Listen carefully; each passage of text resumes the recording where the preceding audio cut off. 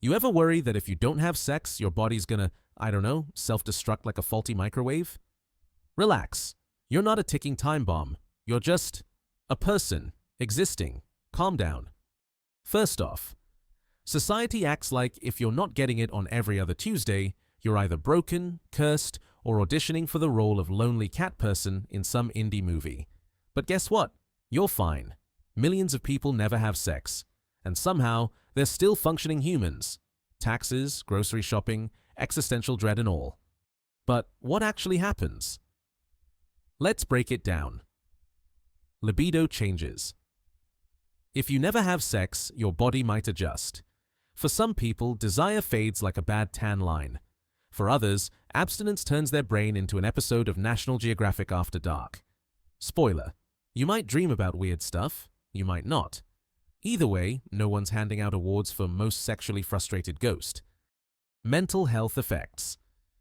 Yeah, sex can release happy chemicals like oxytocin and endorphins, but so can eating chocolate, petting dogs, or watching that one friend trip over nothing.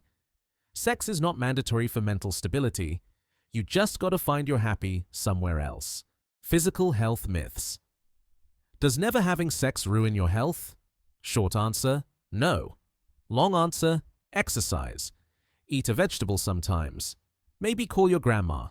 Turns out you don't need to, to stay alive. Relationships.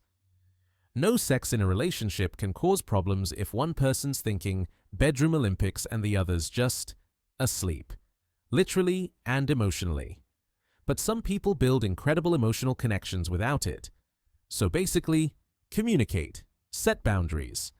Don't date people who act like rejected bachelor contestants. The good news. Never having sex equals 0 STIs, 0 surprise pregnancies, 0 "you up" texts at 3 a.m. from people you don't even like. Honestly, living the dream. Final thoughts. You won't shrivel up and die, you won't lose your humanity badge, you might just live a different version of happily ever after, with more hobbies and less awkward small talk. Sex is one part of life, not the entire Netflix series. If you made it this far, congratulations. You've officially survived one uncomfortable conversation without combusting. Smash subscribe if you want more brutally honest, slightly unhinged life stuff. See you in the next one, you legends.